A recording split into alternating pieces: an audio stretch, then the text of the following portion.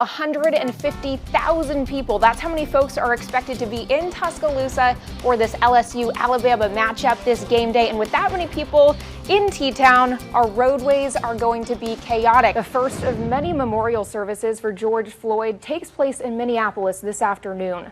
The service follows a night of mostly peaceful protests around the country and new charges against all 4 ex-police officers connected to Floyd's death. This is day 1 of the 2-day supply drive here at Boutwell Auditorium, and it's really a donation site made easy. So all you have to do is drive up here on Reverend Abraham Woods Jr. Boulevard, park here, and then the gentleman from Birmingham Fire Rescue come out and help you unload your car. We've seen a lot of new terminology coming up during the pandemic, right? Social distancing, COVID-19, and now maskne. It's that acne on the lower part of the face where we wear our masks. My fellow makeup wearers, you know what I'm talking about. So I talked to a dermatologist about how we can prevent it. What's your wildest memory about being a Mustang?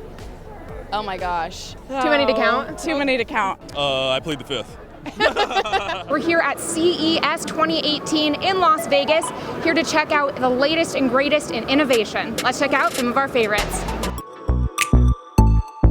If you're headed toward Tuscaloosa at this time, prepare to use this alternate route. Hop off the interstate at McCashin Drive and then take Old Tuscaloosa Highway back to exit 100. Then you can get back onto the southbound side of 5920 because delays definitely stacking up. It's a fight from the air and a fight from the ground. Aircraft continue to drop water on this burning Castaic hillside, and firefighters are face to face with flames. Health experts say there's at least one silver lining to the pandemic. It's forced the healthcare industry to quickly embrace telemedicine, expanding access to care to millions of Americans. Take a look at your screen right now. This interstate shutdown on I-459 northbound. I counted at least a dozen emergency vehicles here on the northbound side of the interstate. This is right near Overton Access Road. Also tracking some heavy southbound delays as you pass by this accident. Traffic's still looking good on all of our major roadways.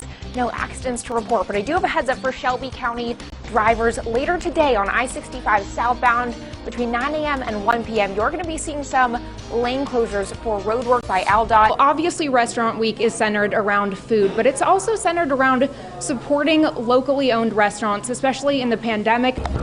In a time many things feel uncertain, Johnny Walker can count on getting lunch at Lynn Park. It keep me from being hungry. It really does. They good people though. They ain't got to come out here, right? So I appreciate them. That's when I say they're good people. And for Chris Willis, It keep me going.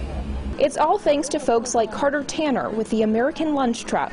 Before the coronavirus crisis, he and others from Five Bar and Chuck's Fish in Birmingham would provide soup, bread, and sweet tea to homeless populations 3 days a week. Today, they're making between 150 and 200 full meals 7 days a week. We're just trying to help them out right now. Basically, they're like a neighbor to us, and they're in need right now, and we're just trying to be really good neighbors towards them. The truck makes stops at Lynn Park, in 5 Points, the Firehouse Shelter, and also makes deliveries to some police and fire departments to thank first responders. We just gotta help each other right now in these hard times, you know. It's hard times for everybody, not just people out here, just everybody in the world right now. And we just hope that everybody just cares for each other and just tries to look out for each other in a safety, in a nice, healthy, safety way. These Meals on Wheels made with a mission in mind, to help every neighbor in a trying time. During the COVID-19 pandemic, working out is looking really different.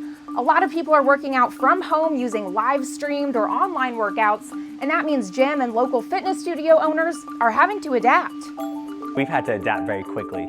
There's no book or guideline on what's happened. Paul Shannara and his team at Gauntlet Fitness are now using social media like never before, offering workout webinars to clients through Zoom. Using things like Zoom and the technology that we have out there, like Google Hangout, we're able to do just private lessons with a few individuals. Put your hands in. It's a way to generate income in a time small businesses need all the help they can get. That's been super tough for everybody. Studios all over Birmingham, Alabama are now maximizing their screen time. 315 Studio using Instagram Live, and True 40 posting to their website.